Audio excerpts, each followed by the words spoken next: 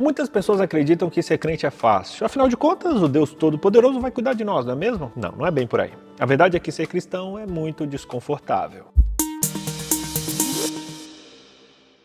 Nesse momento eu tô aqui na Tailândia, tô gravando agora aqui da minha casa na Tailândia, eu tô trabalhando para levar o evangelho para o continente asiático. E gente, vocês não têm noção do tamanho do desafio que é evangelizar nessas terras. Nós brasileiros somos extremamente privilegiados por ter liberdade religiosa. Mas não pense que o evangelho ele chegou facilmente até você não, viu? Se hoje você conhece o evangelho, é porque alguém deu tudo de si, inclusive a sua vida, para que o evangelho alcançasse você. Isso porque algum tempo atrás não existia internet, não existia estrada, não tinha voo acessível, o negócio era feio, era a raiz. E pessoas dedicaram a sua vida para fazer com que esse evangelho alcançasse os quatro cantos da terra. A nossa igreja viveu essa realidade. Assim que o movimento adventista foi ganhando força nos Estados Unidos, eles perceberam que precisavam ir para as nações. Isso porque o cristão, ele não foi feito para ficar no banco da igreja, confortável, com ar-condicionado, nananina não. Algum problema? Jesus foi muito claro ao instruir a igreja em Mateus 28, dizendo: vão e façam discípulos de todas as nações, batizando em nome do Pai, do Filho e do Espírito Santo e ensinando a obedecer tudo o que eu ordenei a vocês. E ele termina dizendo: e eu estarei com vocês sempre, até o fim dos tempos. Esses versículos enfatizam a responsabilidade de cada cristão de proclamar o evangelho. Os adventistas inicialmente acreditavam que poderiam alcançar as populações de imigrantes que viviam nos Estados Unidos e que isso era a grande comissão de pregar para todas as nações. Mas eles perceberam que, na verdade, eles tinham que ir fisicamente a todos os grupos de pessoas no mundo. A partir daí, os missionários começaram a viajar para a América, para a África, para a Ásia, para o Pacífico Sul, e nas décadas de 1880 e 1890, eles estabeleceram muitas igrejas, escolas, hospitais, fábricas de alimento e muitas editoras que inclusive estão até hoje em países como, por exemplo, a Austrália. Essa ênfase na missão é algo que a Igreja Adventista Mundial ainda desenvolve hoje e, surpreendentemente, a igreja ainda possui muitas das propriedades que foram compradas naquela época. A ênfase na missão é algo que a Igreja Adventista Mundial ainda desenvolve nos dias de hoje. E nós hoje somos abençoados pelos feitos dos pioneiros daquela época. Eu estava, por exemplo, visitando a Austrália e vendo que uma das maiores fábricas de alimentos daquele país pertence à Igreja Adventista. Isso porque lá atrás, inclusive Ellen White trabalhou como missionária lá naquele lugar e foi responsável por uma grande expansão ali do Evangelho. Hoje nós temos representatividade em muitos países e a igreja é próspera em muitos lugares, graças ao esforço de muitas pessoas que inclusive deram a sua vida por essa obra. Essas pessoas viajavam e muitas delas nunca mais voltavam para o seu lugar de origem. Muitos sofreram com malária, tuberculose, muitos, por exemplo, literalmente deram a sua vida para que você pudesse conhecer essa mensagem hoje. Eu já entendi agora. Um dos pecados que tem levado muitos a perder a salvação é o tal do conforto. Gente, isso é um perigo. Quando eu falo de muitos, é muita gente mesmo. Cada vez que você se acomoda na sua zona de conforto, você não fala de Jesus para outras pessoas. Com isso, a sua vida é prejudicada, a vida do seu próximo é prejudicada e assim por diante. O seu silêncio, ele custa muito caro. A mensagem de Mateus 28 é extremamente desconfortável, porque ela convida os cristãos a irem a todas as nações. Não é para ir a alguma nação, a um lugar, a um outro lugar. Não, é para todas as nações. Isso é a grande comissão. Você tem ideia do quanto difícil é viver num país que não é seu? Meu amigo, é muito difícil. Só quem já viveu fora do seu país sabe o que é isso. Agora imagina naquela época, sem telefone, sem as facilidades que temos hoje. Imagina no tempo de Jesus, onde judeus e gentios não se batiam de forma nenhuma, eles odiavam, não acreditavam, não aceitavam conviver juntos, e Jesus aparece dizendo para os judeus que eles tinham que levar essa mensagem para os gentios, para as pessoas que eles odiavam. Isso era complicado. Mateus deixa isso claro desde o começo da sua carta, quando ele mostra Jesus e a genealogia de Jesus, e inclui na sua genealogia pessoas de cunho e de caráter duvidoso. Ele menciona também os magos do Oriente, ele destaca gentios que creram em Jesus como a mulher cananita, o centurião romano, e também mostrando que essas pessoas tinham uma fé gigante. E ele menciona na genealogia de Cristo, até Abraão, mulheres com má reputação como Tamar, Raabe, Ruth e Betseba. Ele menciona mentirosos, prostitutas, gentios e adúlteros, mostrando que eles estavam na árvore genealógica de Jesus, apresentada ali no início do livro, mostrando que essas pessoas evitadas pela sociedade judaica precisavam ser incluídas no reino de Deus. Sabe, essa era uma crítica ao exclusivismo judaico, uma tentativa de mostrar aos leitores judeus que existia um espaço para todos na família de Cristo. E você?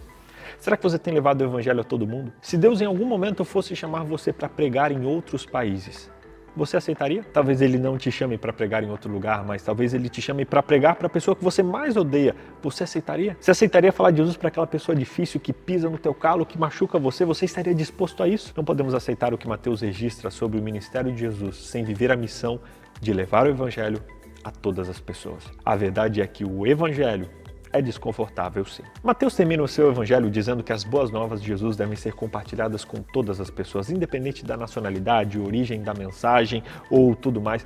A mensagem deve ir a todas as nações. Esse valor central de alcançar todas as nações com as boas novas de Jesus estabeleceu firmemente o cristianismo como o primeiro movimento religioso internacional. A Grande Comissão, ela remove fronteiras nacionais e estabelece um precedente para um movimento multiétnico. Independente da nacionalidade, da etnia, os cristãos fazem parte da mesma família e compartilham a mesma visão missionária. No livro Desejado de Todas as Nações, Ellen White apresenta o foco do cristão voltado para fora de si mesmo, dizendo: todo verdadeiro discípulo nasce no reino de Deus como missionário.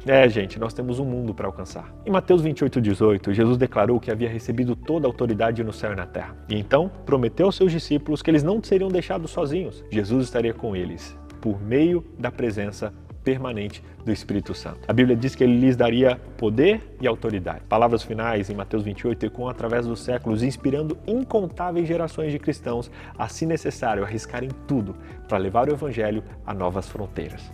E se você quer ser um missionário, você precisa ter na sua vida a inspiração, a instrução e o preparo. Esses elementos, eles acontecem no que a gente chama de discipulado, que é você ser um discípulo de Cristo e formar outros discípulos de Cristo também. Jesus dedicou bastante tempo ao seu ministério público, mas ainda mais tempo simplesmente convivendo com seus discípulos, ensinando, convivendo, preparando, comendo refeições e assim se envolvendo, preparando eles para a missão global. Se você quer ser um missionário, você precisa aprender o método de Cristo, que é o discipulado, que é a pregação através do relacionamento, através do compartilhamento de vida. Não é apenas ensinar uma doutrina, mas exemplificar essa doutrina no relacionamento, na convivência e no partilhar da vida. Jesus Cristo demonstrou a importância de planejar a sucessão. É importante treinar pessoas, equipar pessoas que podem ter menos experiência ou menos talento natural, mas podem ser estimuladas e discipuladas para desenvolver esses talentos. De certo modo, a igreja está realizando uma corrida de revezamento, na qual cada corredor precisa ser preparado para passar o bastão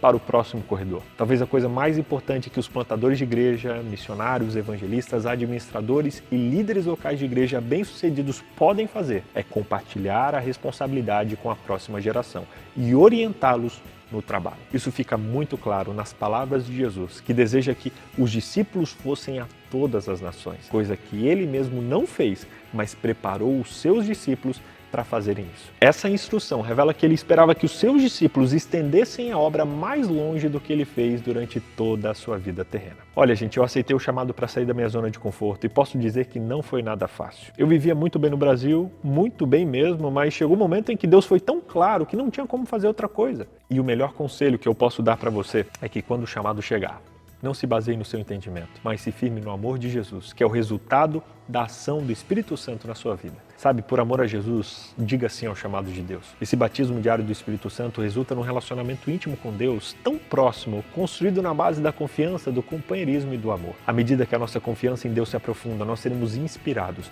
a viver no limite. Os discípulos certamente obtiveram ousadia enquanto viajavam para novas fronteiras na Europa, na África, na Ásia, e todos, exceto um, morreram como mártires. Que risco Deus está chamando você para correr? Como Ele está chamando você para se envolver na sua obra? Será na sua casa ou num lugar distante? Eu não sei. Mas eu aconselho você a não demorar. Mesmo que o seu chamado seja desconfortável, Ele vai prover para você todo o necessário para se fortalecer na fé e para fortalecer a fé de outros. Deus está procurando pessoas totalmente dedicadas a Ele. Será que você é uma delas? Resumindo, o seu silêncio custa caro para o Evangelho. O Evangelho é desconfortável. Terceiro, cada cristão tem a responsabilidade de proclamar o Evangelho a todo mundo. Quarto, Jesus prometeu estar ao nosso lado, mesmo no desconforto. E quinto, seja um líder que, assim como Jesus, prepara e inspira pessoas para serem seus seguidores. Tem o sexto também. Quando o chamado chegar, não se baseie no seu entendimento, mas no amor por Jesus, que é o resultado da ação do Espírito Santo na sua vida. Que Deus use você como um missionário. Que como igreja de Deus, nós não estejamos tão focados em nós mesmos, que nos esqueçamos do motivo pelo qual a gente existe, que é pregar que Jesus Cristo está voltando. Sabe, quando Jesus voltar, ele vai procurar pessoas que vivem um relacionamento tão íntimo com Jesus a ponto de fazerem loucuras em nome dele. Quando foi a última vez que você deu um estudo bíblico? Quando foi a última vez que você falou de Jesus para alguém? Quando foi a última vez que você amou tanto alguém e buscou intencionalmente se relacionar com aquela pessoa para mostrar e levá-la para Jesus? Faça isso com mais intencionalidade. Seja um missionário aí onde você está. Seja um missionário aqui onde eu estou. Venha para o mundo. Se Jesus voltasse amanhã, eu imagino que as nossas prioridades seriam totalmente reordenadas. Por isso, trabalhe como se a volta de Jesus fosse algo iminente. Nós não sabemos quando vai ser, mas sabemos que a nossa prioridade deve ser focada no céu e não nas coisas dessa terra. Eu espero que nessa lição você tenha entendido um pouco mais sobre a mensagem da Igreja Adventista e muito mais sobre a missão dessa igreja, que é proclamar as 3 mensagens angélicas para o mundo. Saiba que Deus te chama para o mundo e o mundo começa na tua rua. Mas não termina aí. Para onde Deus está te chamando hoje? Qual a missão que Deus quer que você faça? Eu quero orar por você agora, para que essa missão seja clara no teu coração e para que você diga sim ao chamado que Jesus está te fazendo. Feche seus olhos e ore comigo. Querido Deus, muito obrigado por terminarmos mais uma temporada, mais um estudo. Obrigado por fazermos parte de um povo tão maravilhoso que segue a palavra de Deus e que busca proclamar o Evangelho eterno. Quero te pedir perdão por muitas vezes nos acomodarmos na nossa condição, no nosso banquinho confortável e nos esquecemos da nossa missão de levar o Evangelho aos 4 cantos da terra. Eu peço que o Senhor revele para essa pessoa que está estudando comigo agora qual é a sua vontade para a tua vida, qual é o seu chamado para a vida dela, qual é a missão que o Senhor tem para ela, que o Senhor deixe isso claro, que o Senhor a capacite e derrame poder do Espírito Santo para que ela faça loucuras em nome do Evangelho. Queremos, assim como os nossos pioneiros, ter paixão, ter sangue no olho, a ponto de ir para cima e fazer o necessário para que o mundo saiba que Jesus está voltando. Revele-se para essa pessoa, encha o coração dela com as suas bênçãos, com o seu amor e com a sua misericórdia. É o que pedimos em nome de Jesus. Amém, amém. Se você orou comigo, escreve amém nos comentários. E se você estudou essa lição, escreve aqui embaixo uma coisa, uma decisão que você tomou, um aprendizado, um chamado que você aceitou. Escreve aqui, eu quero saber o que essa lição mexeu com você para a gente trocar experiências e nos ajudarmos uns aos outros aqui nos comentários. Combinado? Beleza? Que Deus abençoe sua vida. Tamo junto. Um grande abraço e cumpra a missão de Deus. Tchau, tchau, galera.